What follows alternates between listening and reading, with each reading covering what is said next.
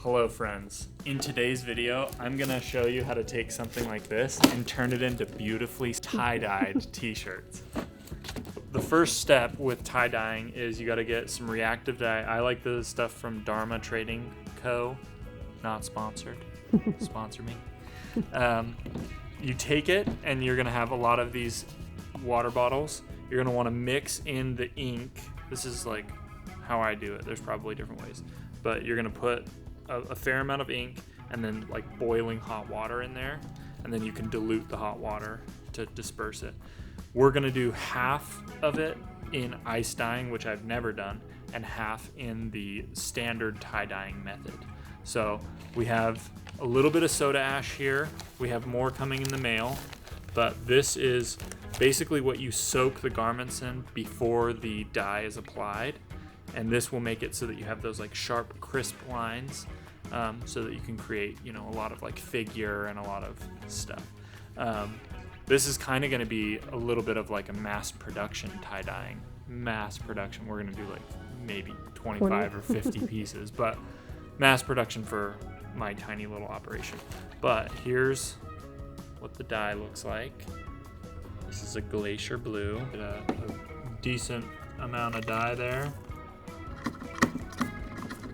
The way that I personally like tie-dyeing is when it's not super colorful. Like I like minimal dye, adding a little bit of color, but primarily most of it is gonna be black, so that I have like shades of gray and, you know, dark black. Everything else we're gonna do some spirals and some crinkles and some, we're not gonna get into that like shibori or whatever. Yeah. I don't even know what they call it, but when they do those tiny little, that's a different video. And much respect to those guys, but man, or gals. Yeah. But that is an incredible amount of time to get like one little cell of color. Nonsense. Nonsense to me. See, these ones have a lot of synthetic fibers, so. Chat through them wrong. Like there's a chat. Hey guys. Hey live audience. That's delusional. Here I'm doing the traditional tie-dye method, where you just pour the liquid dye directly on the garment. And next, we'll be doing the ice dyeing method. The main reason that I'm such a fan of tie-dyeing in this way versus something very meticulous and planned out like the shibori method is just how unpredictable and wild the results of your dye will be. You'll need to let your dye sit for at least 8 hours, but for best results, leave them for a full 24 hours. Something inked all over you. Because the branches are so skinny. The ones by Chick-fil-A, just keep that in mind when the green tips come out. Maybe he's just a late bloomer.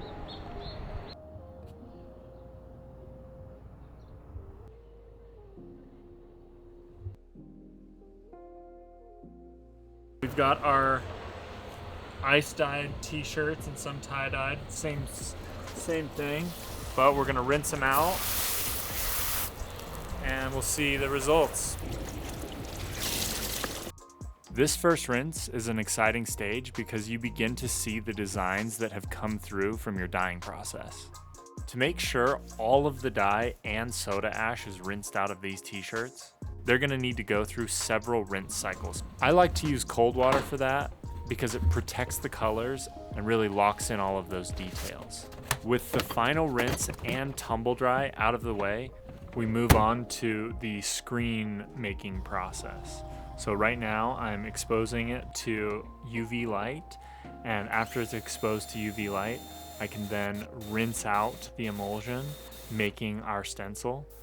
I've created a collection of 8 designs that I'll be printing specifically on these tie-dyed t-shirts, but at the end of the video, you'll also get to see just how the plain tie-dyes turned out. So this year I didn't apply to any in-person events, comic conventions, festivals, nothing. So if these shirts are something you're interested in, the only place to get them is going to be my website. But if you use code YouTube, you're going to get free shipping on your entire order. thanks so much for supporting my work. And as promised, here are the blank tie-dyes before printing. The ice dye method is responsible for a lot of the softer gradients. I really couldn't be happier with how they all turned out. I hope this video was informative. If you have any questions, leave them in the comments and go make something. This is sort of one of my examples of a hoodie that I personally wear, but I would never sell. But I get so many compliments on it that I'm like, why don't I make something that's like trippy and far out in a very small run, and then people can buy it from me on my website.